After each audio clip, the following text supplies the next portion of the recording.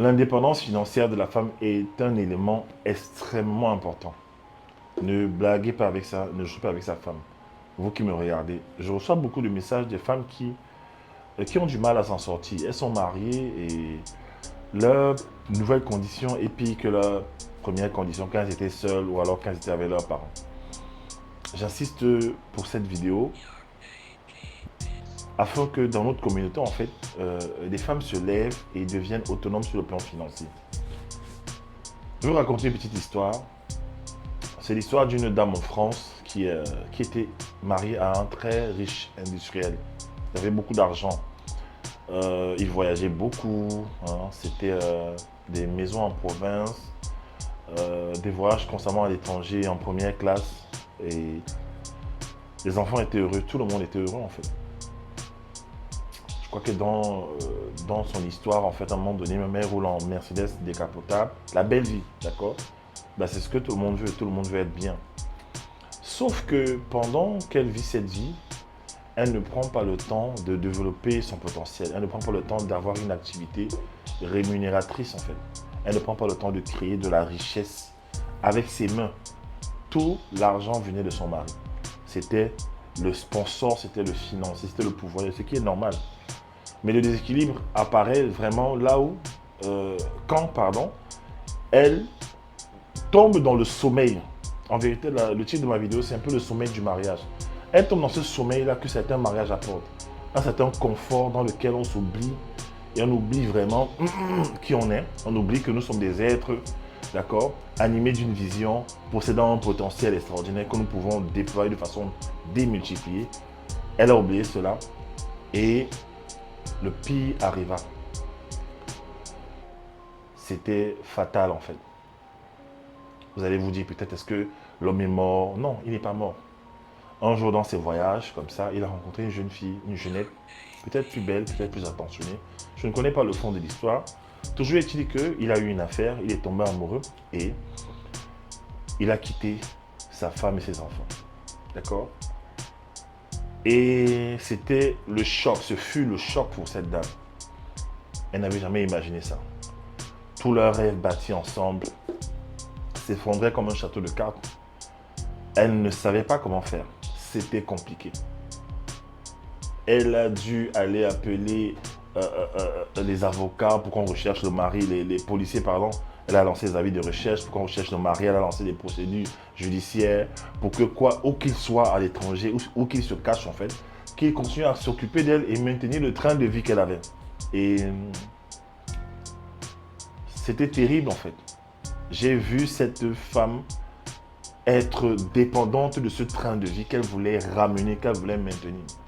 Et jamais, en aucun moment dans le reportage, on la voyait qui se disait, tiens, je vais aller trouver un boulot, je vais retrousser les manches et je vais m'occuper de mes enfants. Non, elle poursuivait, elle lançait des avis de recherche, elle envoyait des mails, des courriers, elle se connectait à tous les amis de son mari, histoire de le ramener pour qu'il continue à s'occuper de la famille en fait. Ça m'a fendu le cœur, ça m'a brisé le cœur parce que je me suis rendu compte que voilà une dame qui est tombée dans le piège, le sommet du mariage. D'accord? Bon, il y a des cas où la femme est avec l'homme et il a tellement d'argent qu'elle n'a pas à s'inquiéter. D'accord? Mais ça ne court pas les rues. Ça représente en fait une minorité. D'accord? Les gens qui ont tellement d'argent au point où leur femme n'a plus besoin de travailler toute la vie, gars, c'est très minoritaire dans le monde entier. Et ces hommes-là, souvent, sont extrêmement convoités. Bah, il faut être la crème de la crème pour être avec eux, en fait. D'accord? Mon point est le suivant, quand je raconte cette histoire, c'est de t'éviter cela. Dans le mariage, il existe ce qu'on appelle le sommeil. D'accord? C'est les femmes qui vivent souvent ça. L'homme a l'argent et il t'achète tout ce que tu veux. Et tu ne fais rien. Il y a même des hommes qui vont t'interdire de travailler, d'avoir un boulot dans une entreprise. Ok, je peux comprendre. Je ne serai pas le premier à interdire à une femme de travailler, d'accord? Mais il y a des hommes qui le font. Dans certaines cultures, c'est accepté. Mais lorsque tu n'as pas de travail, lorsqu'on t'interdit de travailler en entreprise, essaie de créer des business à la maison. Aujourd'hui, avec Internet, tout s'est euh, euh, euh, euh, euh, euh, démocratisé. C'est facile de s'asseoir derrière son ordinateur et enseigner, faire des business, vendre des vêtements, faire du dropshipping. Il y a beaucoup d'activités aujourd'hui en ligne. Tu peux vendre tes compétences dans le monde entier, dans le confort de ton bureau. J'insiste vraiment dessus. Beaucoup de femmes se retrouvent dans des problèmes financiers. Pourquoi? Parce que elles sont dépendantes de leur mari. Crée des revenus. Même si ton mari est riche, crée-toi tes propres revenus. Ça va constituer ta confiance en toi, ta fierté. D'accord? Il y a même des cas de figure où le mari avait beaucoup d'argent avant. D'accord? Et il est resté, il est avec sa femme, il est fidèle. Sauf que un événement malheureux se produit, il tombe en faillite, c'est compliqué. Et par un temps, la famille passe par des difficultés. Pendant un certain temps, c'est compliqué. Avant de remonter la pente, va falloir mettre la marmite au feu en fait. Et toi, femme, si entre-temps tu n'as rien développé, vous allez vous en sortir comment? Il y a des femmes qui préfèrent faire quoi? Quitter. Surtout ces femmes qui n'ont jamais même travaillé, elles préfèrent quitter. Quand c'est compliqué, elles préfèrent quitter en fait. Elles préfèrent quitter. C'est pour ça que je bénis Dieu aussi. Je bénis Dieu d'avoir rencontré une femme qui, avec moi, a commencé très petit. On s'est battu de développer nos talents. On a travaillé dur, dur pour arriver où nous sommes aujourd'hui. Et elle m'a toujours démontré qu'elle voulait faire quelque chose de ses mains. Aujourd'hui, elle est coach, elle est écrivain, elle est conférencière, elle a des groupes sur Internet où elle enseigne les femmes. Elle fait beaucoup de choses, d'accord? Elle va libérer une marque de vêtements bientôt. Elle a d'autres livres qui vont être écrits. Elle a des demandes à l'international pour venir parler en tant qu'orateur, en tant que conférencière. Elle a compris très tôt avec moi la puissance du potentiel. Pourquoi? Parce que elle, sur le plan personnel, a une destinée à accomplir. Elle est une créatrice de richesse. Et c'est le cas avec toi, femme. Tu es une créatrice de richesse. Tu as quelque chose en toi que le monde a besoin de voir. Ma femme est, je le prophétise en fait. Tu es la femme du proverbe 31. Cette femme-là qui observe un champ, elle pense à un champ, elle acquiert. D'accord? Elle est comme un navire marchand. Elle fait des ceintures, elle les vend. Elle coud des chemises et des livres. Elle fait des couvertures. Les clients viennent acheter. D'accord? La femme a la capacité de créer beaucoup de business. Le problème, c'est quoi? C'est que le potentiel de la femme a été souvent endormi, soit dans la famille, d'accord? Soit dans la vie de tous les jours. Souvent dans les familles, ça commence comment? On va dire à la femme, on va préparer la femme, surtout dans notre communauté là, on va préparer certaines femmes à être des épouses, d'accord? On va les préparer à être des épouses, hein? Sois belle, maman, hein, ton mari, il faut faire l'amour, il faut lui servir à manger. Non, on n'a jamais dit à la femme, développe ton potentiel. D'accord? Parce que tu aussi, tu peux être une génératrice de revenus. Tu peux être un soutien financier aussi pour ton mari. Oui, oui, oui. Je vois des femmes aujourd'hui, je vous dis, je vois des femmes aujourd'hui qui sont méprisées par leur mari parce qu'elles ne fournissent rien sur le plan financier. Oui, il y a des hommes, ils ne le disent pas comme ça ouvertement. Au début même, ils ne voulaient pas que tu travailles. D'accord? Mais à la fin, quand il est écrasé par le poids des charges quotidiennes, hein, le loyer, les traites, tout ce qu'il faut payer, l'éducation des enfants, la nourriture, tout ça en fait. Il y a des hommes qui n'arrivent pas à tenir, ils ne sont pas forts mentalement. Et ils commencent à t'accuser. Il y a une dame qui m'a contacté comme ça. J'espère que si tu regardes ma vidéo, dame, j'espère que tu vas venir me contacter. Je t'avais fait une offre spéciale pour la formation des talents. Je t'avais vraiment fait cette offre par rapport à ta situation. Si tu me suis, viens, je vais t'aider. Si tu es toujours, bien sûr, dans cette situation difficile dans laquelle tu étais, viens. L'histoire de cette dame, en fait, en anonyme, bien sûr, c'est une dame qui était dans un pays, en Afrique. Elle avait un très bon boulot. Elle vivait bien sa vie. Elle a rencontré un monsieur. Elle est tombée amoureuse de lui. Et le monsieur était dans un autre pays. D'accord? Je ne dirai pas les pays pour qu'on ne fasse pas un rapprochement. Elle est partie de son pays où elle avait un bon boulot. Elle a tout abandonné pour suivre l'amour. Elle avait la promesse d'une vie prospère avec ce monsieur. Sauf que lorsqu'elle arrive dans le nouveau pays, je crois qu'il y a des problèmes au niveau de ses diplômes. Elle a du mal à trouver du boulot. Bref, elle est à la maison. Et c'est compliqué. Je crois qu'à un moment donné, même, je ne sais pas s'il ne voulait pas qu'elle travaille, mais toujours est-il qu'elle se retrouve à la maison. Et au début, ça va, lui donne de l'argent de poche. Mais elle veut travailler, elle sent qu'elle est elle a un potentiel, elle veut être active. Et le monsieur n'accepte pas les choses. Bientôt, des petites remarques vont devenir des critiques qui vont finir par des humiliations en fait. D'accord? Elle se sent humiliée tout le temps et la faisait se sentir inutile. Et donc un jour, elle m'appelle, elle était au bord des larmes. Elle était triste en fait. Elle me raconte sa situation. Elle se sent nulle, elle se sentait nulle en fait. Et j'ai essayé de la remonter, j'ai essayé de lui parler. Et elle m'a demandé qu'elle voulait faire la formation des talents. Vous savez, ma formation des talents, elle est très puissante, elle a un certain prix, elle coûte 500 euros. Mais ce jour-là, j'ai décidé de lui faire, je voulais semer dans sa vie. Je voulais la prendre sous mon aile, la semer et lui donner une offre vraiment, c'était cadeau quoi. Parce que je voulais aider. Sa situation m'attristait. Donc on a trouvé un moyen, mais quelques temps après, je ne sais pas ce qui s'est passé, elle m'a pu recontacter. Donc j'espère qu'elle travaille aujourd'hui, que sa situation s'est améliorée. Sinon, si tu me regardes, je sais que tu suivais mes vidéos, si tu me regardes, viens, si tu es toujours dans la même situation, voilà, de précarité, viens, je vais t'aider, d'accord? Donc voilà l'histoire d'une femme qui, encore un autre exemple de femmes qui sont tristes, d'accord? Je ne veux pas que ça t'arrive, toi qui me regardes aujourd'hui, toi femme, je ne veux pas que ça t'arrive en fait. En général, en psychologie, l'être humain respecte les gens qui ont l'argent. Les êtres humains sont comme ça, malheureusement. Les êtres humains ont une certaine considération pour les gens qui ont contrôle sur leurs finances, qui ont un pouvoir d'achat, qui ont un pouvoir financier. Même le livre de la sagesse nous dit que la sagesse du pauvre est méprisée. D'accord? La sagesse du pauvre est méprisée. La Bible dit encore, les amis du pauvre le dédaignent. Ça veut dire quoi? Ça veut dire que quand tu es pauvre, même tes amis, à un moment donné, tu les fatigues, ils ne veulent pas trop te voir. Et sur le plan sociologique, j'ai constaté certains phénomènes dans ma communauté, par exemple.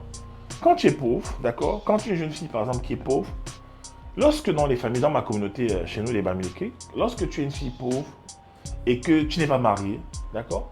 Souvent, qu'est-ce qui se passe? Lorsqu'il y a des événements au village, des funérailles, des mariages comme ça, c'est toujours les pauvres filles en fait de la famille qu'on va appeler, d'accord, pour aller à l'avance au village, pour aller au marché dans la ville, acheter des poulets, acheter de la chèvre, acheter des plantains, de la nourriture pour venir cuisiner. C'est toujours elles en fait. Des femmes qui n'ont pas de statut, qui n'ont pas d'argent, qui se cherchent dans la vie. Voilà. Et j'ai remarqué la plupart, elles sont souvent pauvres. Parce qu'une femme qui a de l'argent, on l'approche avec une autre stratégie en fait. On ne lui demande pas certaines choses en fait, d'accord? J'ai remarqué que même des hommes dans nos familles, souvent, quand ils sont pauvres, c'est eux qui font les travaux durs, c'est eux qu'on envoie déposer des colis dans des villes, on l'appelle, on vient. Voilà, parce que tu es pauvre. D'accord? Moi, je dis la pauvreté, c'est diabolique. Oui, la pauvreté est diabolique. Et je combat ça avec la plus grande énergie, en fait. Ça ne vient pas de Dieu. Vous comprenez ça? Donc, évitez ces situations-là. J'ai déjà parlé sur Internet fatigué. D'accord?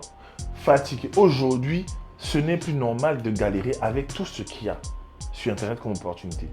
Le problème des gens, c'est quoi? C'est qu'ils ne connaissent pas leur potentiel, ils ne connaissent pas ce en quoi ils sont forts. La première des choses que je te demanderais de faire, c'est de découvrir ton potentiel. Qu'est-ce que tu as à l'intérieur de toi? Dieu t'a tout donné en fait. Qu'est-ce que tu as à l'intérieur de toi? Qu'est-ce que tu peux faire de tes mains? Qu'est-ce qui te passionne? Quelle est cette chose que tu fais facilement que les autres ne font pas? Tout commence par le potentiel. La vraie richesse, c'est le potentiel. D'accord? Je suis actuellement en train de faire la formation de la marque. On a commencé une vidéo de prise de contact hier. C'est très puissant. Nous sommes en train de libérer les marques des gens. Et je leur ai raconté des histoires sur la marque. Et je leur parlais hier en fait de l'histoire de René Lacoste en fait. D'accord? Le grand créateur de la marque Lacoste. C'était un fils de riche qui voulait tracer sa voie. Il avait un talent. D'accord? Le tennis. Et il avait aussi un deuxième talent qui était celui de la mode. Il aimait bien s'habiller. À l'époque, il trouvait que les vêtements des tennisman étaient très moches et inconfortables. Il est venu changer cela. Et aujourd'hui, il a inspiré toute une génération de gens à porter des polos. Il a inspiré des marques comme Ralph Lauren, comme Eagle Mountain of America. Il a inspiré beaucoup. Hein? Vous comprenez? Je vous parlerai encore d'histoire de Christian Dior. Hein? Quand il était petit, il aimait les fleurs. Les fleurs, un garçon qui aimait les fleurs. Il aimait l'amour, toujours bien habillé. Étant petit, il passe son temps dans des jardins, des fleurs. On aurait dit, mais c'est quoi ce garçon qui aime les fleurs comme une fille? Non. Aujourd'hui, j'ai un parfum Fahrenheit dans ma salle de bain. De Christian Dior. Son parfum vient de sa passion des fleurs. Alors, quelles sont tes passions? Ne me dis pas que tu n'as pas de passion. Encore jour, je n'ai pas de talent. Non, c'est faux. Arrêtez de croire à ces mensonges. Tu as un potentiel extraordinaire. Tu as quelque chose de puissant que tu as déposé en toi. C'est quoi? D'accord? Moi, j'ai aidé beaucoup d'entrepreneurs. J'ai aidé des milliers de personnes à découvrir leur talent. J'en ai aidé des milliers. D'accord? Demain, à Douala, j'ai une conférence. La Talent Tour au Cameroun. Vous qui êtes au Cameroun. Venez dans cette conférence. Je crois qu'on va clôturer les ventes peut-être aujourd'hui. D'accord? Venez, on va parler de destinée et de talent. Mais j'ai une formation sur les talents qui commence le 15 novembre. Le 15 novembre, nous avons la formation de talent. OK? On va vous aider à découvrir votre potentiel. C'est ça l'essence même. Beaucoup de business échouent. Pourquoi? Parce que les gens commencent le business en dehors de leur talent. Ils voient, ils observent la société, ils voient une chose qui marche et ils se lancent dans cette chose. Mais les activités qu'ils développent n'ont rien à voir avec leur potentiel intrinsèque. OK? Voilà. Si tu es intéressé par cela, par libérer ton potentiel, avoir la vie que tu veux, rejoins-nous. Rejoins-nous pour la prochaine formation des talents, d'accord? Le lien est en bas. Rejoins-nous, on va t'aider. On va t'aider à sortir de cette situation-là. Et toi qui n'es pas encore marié, j'ai écrit un livre qu'on appelle 50 questions à lui poser avant de dire oui, d'accord? 50 questions à lui poser avant de dire oui. Et dans ce livre, en fait, un livre très bien vendu, dans ce livre, en fait, je parle de l'aspect financier. Avant de te marier avec un homme, pose-lui la question de savoir quelle est ta philosophie financière. Qu'est-ce que tu penses des finances? Qu'est-ce que tu penses de moi qui va développer mes talents? Qu'est-ce que tu penses de moi qui devra travailler? Est-ce que tu as du mal à me voir gagner de l'argent? Est-ce que tu as du mal à me voir me déployer dans mon potentiel? Posez ces questions. La plupart des femmes rentrent souvent dans le mariage comme ça, elles ne considèrent pas cela. Bon, parfois c'est l'ignorance. Mais je te dis déjà, avant de te marier, peut-être tu as quelques encablures de ton mariage, à quelques jours, quelques mois. Peut-être tu as un projet de mariage avec un homme. Pendant que vous n'êtes encore rien là, sur le plan financier, pose-lui déjà des questions. Ou alors, tu es avec un homme qui a beaucoup d'argent et il te convoite, il veut t'épouser. Commence à lui poser les bases. Qu'est-ce que tu feras si je veux travailler? Est-ce que tu me laisserais travailler? Est-ce que tu me laisserais bâtir aussi mes business, mes activités, même si je suis une aide pour toi, même si je t'aide dans ton domaine, je suis une aide pour te propulser. Est-ce que tu me laisserais avoir des activités génératrices de revenus? S'il n'accepte pas, s'il est évasif dessus, s'il est dubitatif dessus, s'il est fuyant, attention, red flags, premier signe. Parlez de ces choses avant d'entrer dans le mariage. Dans ce livre, j'explique 50 choses à poser. D'accord? Les femmes qui achètent ce livre, les hommes aussi, me bénissent tout le temps. Me bénissent, me bénissent. Ce sont des bases. Afin que tu n'ailles pas te retrouver dans un mariage prison. Le mariage n'est pas censé être une prison. Il y a beaucoup de femmes qui sont dans les mariages. Elles font juste des enfants. Et elles s'occupent seulement des enfants. Lorsqu'elles veulent parler, il n'y a pas moyen. Chaque fois qu'elles veulent voyager, il faut demander l'argent. Elles veulent changer de vêtements, il faut demander l'argent. Tout le temps, demander. Et si l'on meurt entre-temps? Je me souviens de l'histoire, je vais finir avec ça, d'une maman au Cameroun, qui est représentative de beaucoup de mamans. Maman Bamileke, qui vivait dans une grande villa avec son mari. Un jour, son mari est mort. Et parce qu'elle n'a pas pu mettre en place un système, elle n'a pas compris comment le business marchait. D'accord? Elle s'est retrouvée à la mort de son mari en train de vendre du charbon devant la maison. C'est un très grand contraste. Imaginez-vous un peu, faites-vous une image de cette histoire. Grande villa, qui est quand même, voilà, ça représente le faste de la richesse. Mais devant la grande villa, maman vend quoi? Du charbon. Ça veut dire que elle est retournée encore à sa situation initiale d'il y a plusieurs années. Ce ne sera pas ton partage, ok? Voilà, partage cette vidéo au maximum, ça t'aide, ça aide quelqu'un, ça peut aider quelqu'un autour de toi. Si tu vois une personne autour de toi qui est en train de glisser dans cette trajectoire-là, partage la vidéo, ok? Moi, c'est William Jamen, je suis coach en développement personnel, écrivain best-seller. J'ai une maison d'édition, Destiny Social, nous aidons les auteurs à voir le jour. Je fais beaucoup de choses. Ciao!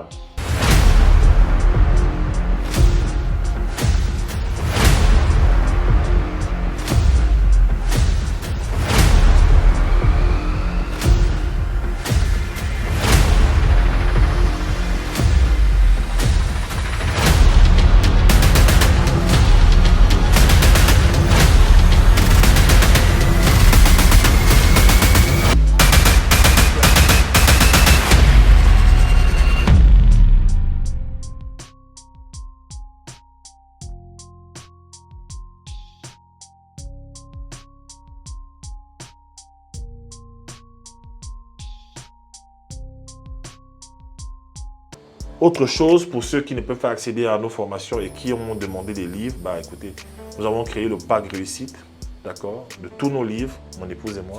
Nous avons écrit 7 livres, parmi lesquels des best-sellers. Tous les livres sont bons, les témoignages sont extraordinaires, ça revient, les gens en parlent. Commandez-les, c'est plus avantageux de l'avoir maintenant et par cette offre, parce que si vous achetez tous nos livres sur Amazon, ça vous revient plus cher et là, vous les avez à moitié prix pratiquement. C'est vraiment cassé. Ça, c'est vraiment pour permettre de pas réussir. C'est pour permettre aux gens de capter notre connaissance et aller vite en fait. Notamment, nous avons les livres sur les talents, comment libérer les talents des enfants. Je m'organise pour réussir ma vie qui était best-seller à l'international. Et le livre Comment dire adieu à la pauvreté. Sans compter d'autres livres qui sont dans ce pack. Ok? 7 livres pour la somme de 50 000 francs, 76 euros. Nous livrons dans le monde entier, Canada, États-Unis, nous livrons en Afrique, nous livrons en France, ok? En Europe aussi. Ok? Bah, portez-vous bien et prenez soin de vos talents.